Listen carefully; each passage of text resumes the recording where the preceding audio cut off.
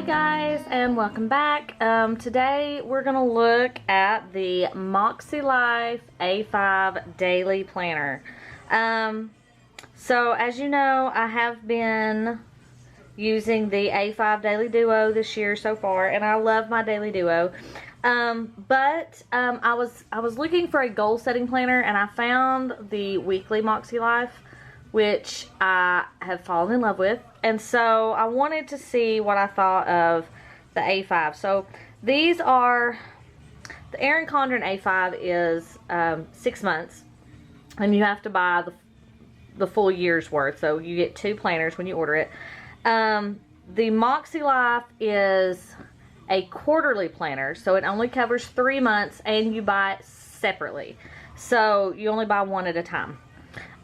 Which, I mean, you could get 4, but, so I bought this one, and then this past week, they had an imperfect sale, and so I went ahead and picked up 2 more, because these are undated. So, you know, I thought I could do March, April, May, so basically do spring, and then do summer, fall, and winter.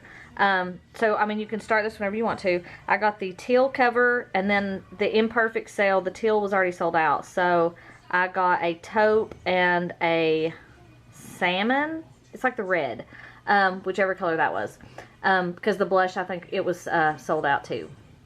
So, anyway, so there we go.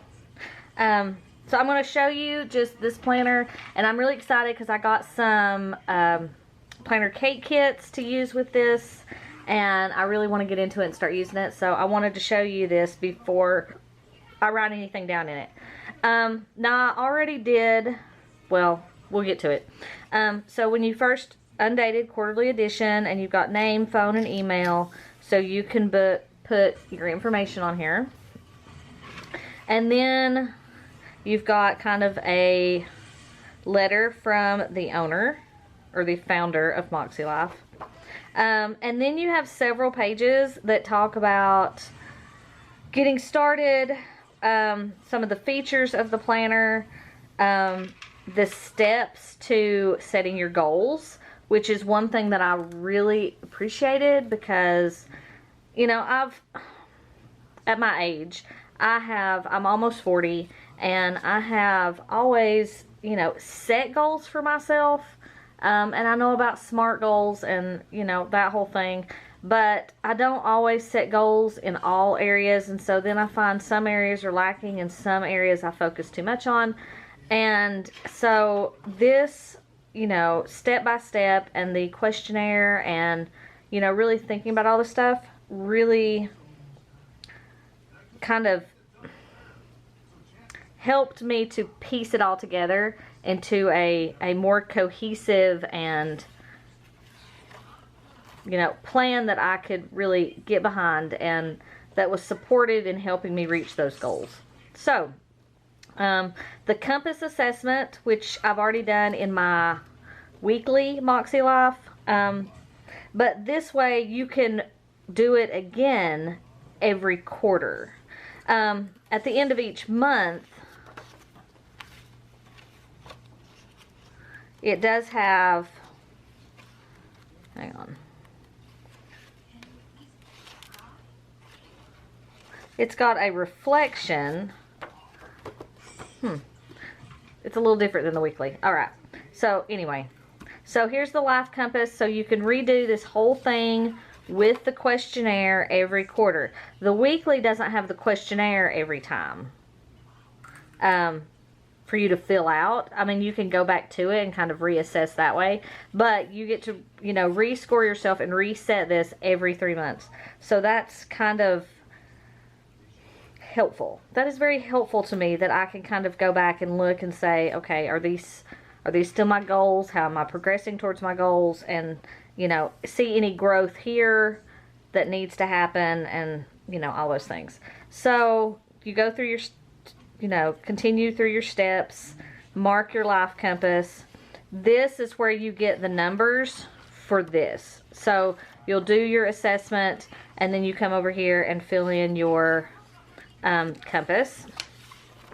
And then intentions, your word of the year. My word this year is intentional. To be intentional with my time, to be intentional with my money, to be intentional with just everything. Really focus on what are my goals, and am I spending my time and my resources to reach those goals, instead of just, you know, scrolling through social media or buying something I really don't need or want just for the sake of, you know, I need to buy something. So just being very intentional. So that's my word of the year this year. So here's your goal setting.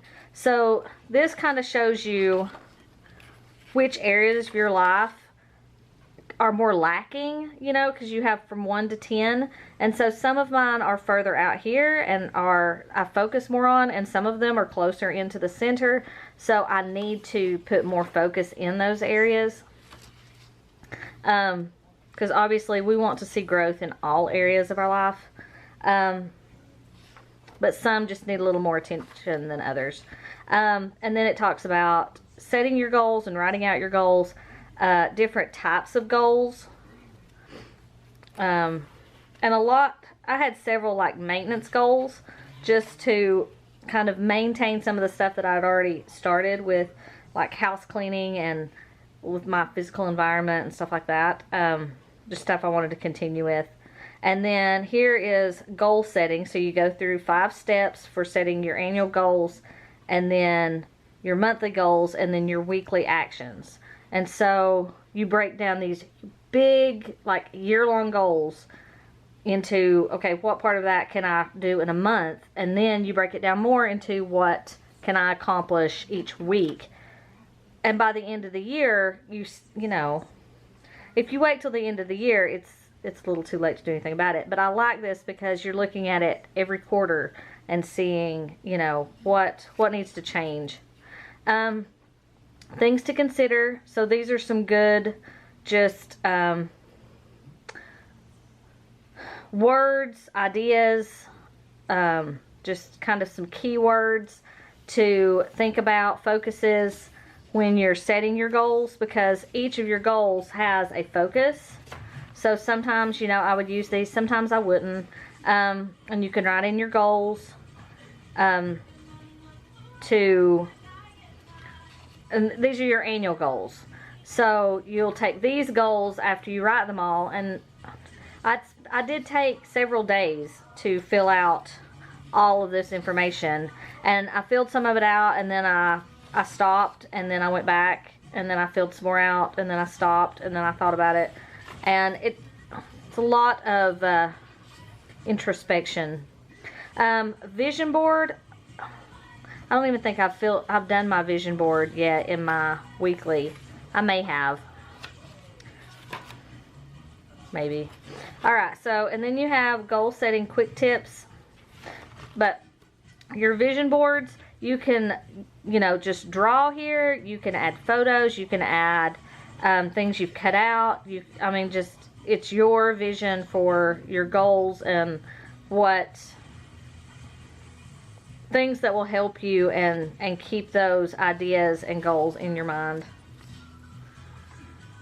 Quick tips, and then you go into, so you have your tabs here. So here's the first month, and I think this is like January in the weekly. Just begin, just for FYI.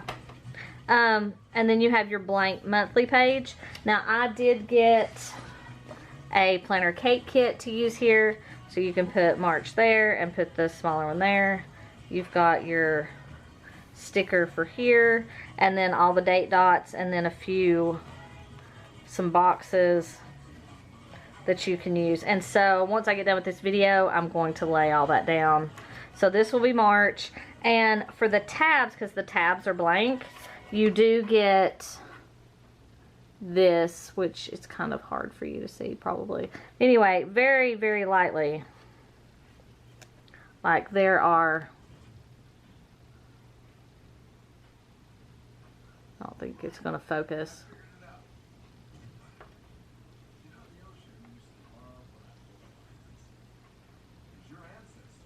There we go. There's January. So that's what it looks like. For you to put on your tabs. And you get all 12 months, so that way you can use these for, you can start on whatever month you want to. So you have your monthly view, you have your monthly goals. So this is where you take your annual goals and you break down what do I want to accomplish this month to meet my annual goals. So you have your monthly goals, and then you break these down to weekly actions. So what do I need to do this week to help me get to these goals by the end of the month? And then so on and so forth. So anyway, when I first did this, I started in the middle of February in my weekly, and I wrote like the previous week on the next page. Well, then you don't have one for the last week, or yeah. So anyway, so basically do your reflections on these actions here. I hope that makes sense. So I didn't realize that when I was filling it out the first time. So here's your weekly actions. At the end of the week, here's where you'll do your reflections on these actions. And then for every week, you have one of these.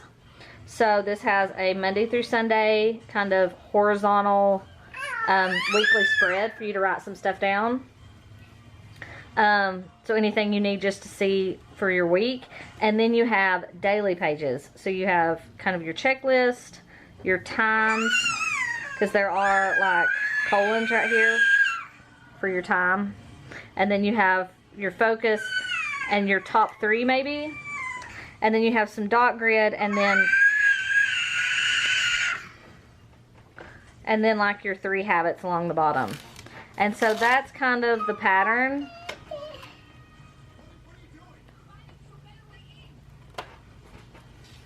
You have these. So you have all through the week, and then you have again the next week's weekly actions, reflections page. You have your week at a glance, and then you have your 7 daily pages.